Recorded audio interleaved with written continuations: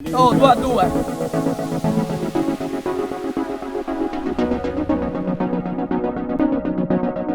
Come è finita? È andato la molettina.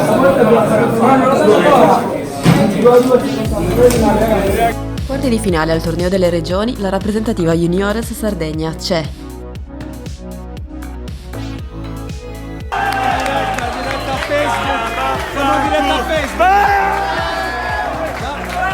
Molettina ha sorriso alla Juniores che finalmente passa ai quarti. Emozioni, gioia e festa ieri dopo il verdetto arrivato sui campi e con la monetina al sorteggio. È stata superata con bravura e orgoglio la fase a gironi dopo una vittoria sul Veneto, un pareggio con la Liguria 3-3 e un altro pari, ottenuto nella gara con l'Abruzzo. In campo i ragazzi di Bebo Antinori e del suo vice Roberto De Muro, schierati col 4-4-2. Un telefono, raga, un telefono. Sembra una barzelletta, eppure la realtà, di nuovo la monetina, un po' di giustizia quest'anno per i ragazzi e un po' anche per quelli dell'anno scorso, è stato meritato e questa è la gioia.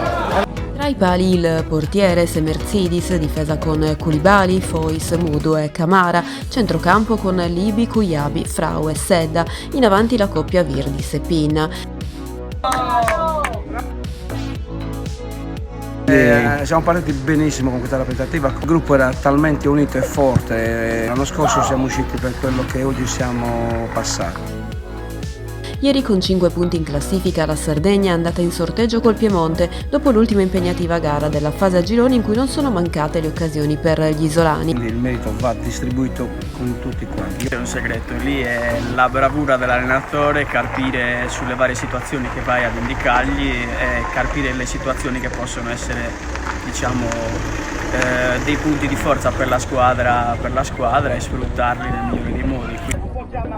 Al sorteggio andato di scena nelle identiche modalità e condizioni dello scorso anno è passata questa volta la rappresentativa sarda. Oggi giornata di riposo, si riprende con i quarti mercoledì per una nuova emozionante sfida, questa volta contro la Lombardia.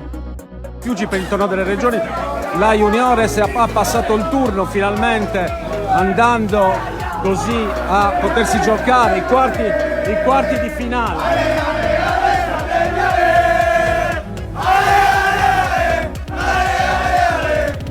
Vediamo Giorgio De Muro, vediamo il fotografo Enrico Madao che sta immortalando i ragazzi, Edoardo Sedda del Tavolo Gavoi, ma anche Matteo Mattana degli allievi che si è congratulato con i più grandi, e tutti i ragazzi degli allievi e dei giovanissimi sono riusciti a condividere con i più grandi questa splendida gioia e questo risultato ottenuto dopo che per 2 anni, proprio l'anno scorso la monetina e 2 anni fa i rigori, estromisero la rappresentativa sarda Juniores dalla possibilità di partecipare ai quarti di finale, che ricordiamo si giocheranno dopo una giornata di riposo, si giocheranno mercoledì. Tutti quanti comunica con casa